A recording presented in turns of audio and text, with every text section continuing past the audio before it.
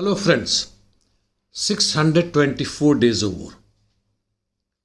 In southern war zone, Kherson front, Ukrainians are trying to expand their bridgehead in Krinky and gain some success, probably 2 to 300 meters.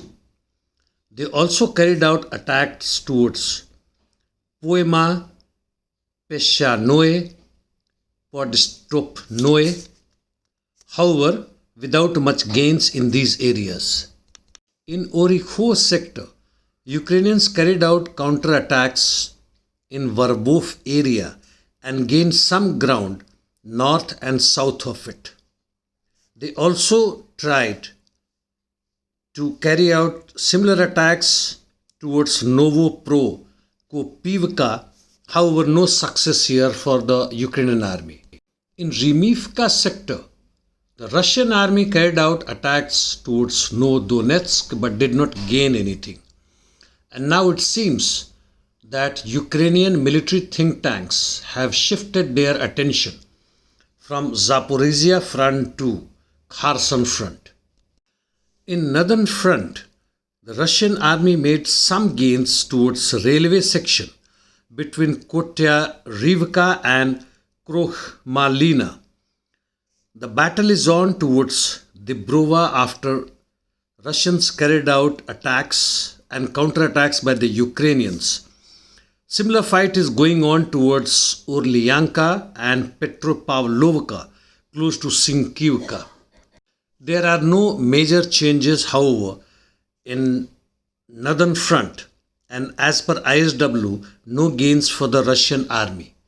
In eastern Bakhmut front, reports in general suggest that Russian army moved into Andrivka and Klishivka due superior armor and FAV bombs. They recaptured railway line north of Klishivka, but entry into Klishivka city, even partially, is not confirmed. ISW in its report says that Russian army made gains from Barkhivka towards Buhadnivka.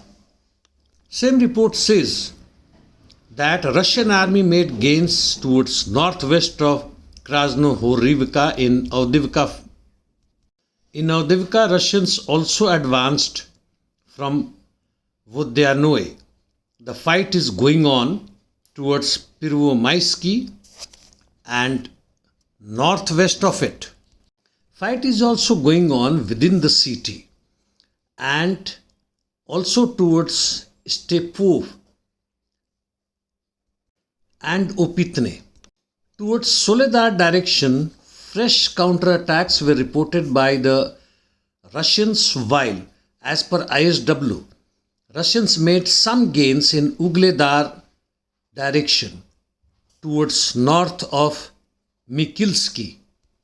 In short, fronts are not stagnant but moving. In Kherson, Ukrainians have the initiative. They have been working pretty hard and sacrificing their troops as well as equipment. While in rest of the battle line, Russians seems to have taken or maintaining their initiative and moving, though very slowly, into Ukrainian defense lines. Some insight into Palestinian-Israeli war. Hamas claims that they destroyed 7 Israeli tanks and so far more than 100 of them. A report revealed that US has taken over the management of Israeli nuclear facilities, especially after 7 October, which wiped out Tel Aviv's control and security. This only shows how US is careful about its Middle East military outpost. Israel in the meantime claims that it has made further inroads into Gaza Strip from almost all the sides. US carried out airstrikes against weapon depot in eastern Syria and clashes took place between Syrian and US military. In the meantime, Ukrainian security services claim to have terminated LPR's People's Council Deputy Mikhail through explosive devices. Social media is trending with a video where an USA Reaper spy drone was shot down by Yemen army. Not very important, but if you see the surface to air missile system that was used by the Yemenis belonged to Soviet era of 1960s, and therefore it becomes important. In the meantime, Israeli Builders Association Vice President has said, "We hope to engage 50 to 100,000 workers from India to bring back sector to normalcy." This requirement arose because the Israeli government revoked the permits of close to 90,000 Palestinian workers after the war started, and they need approximately 100,000 workers to restart their doomed business.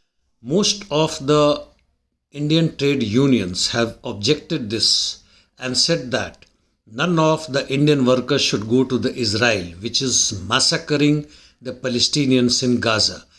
But will government of India obey this, because they are very friendly with the Zionist regime in Israel? In the meantime, worldwide protest against massacre of Palestinians in Gaza Strip is going on. And that's all from my side, friends. Thank you.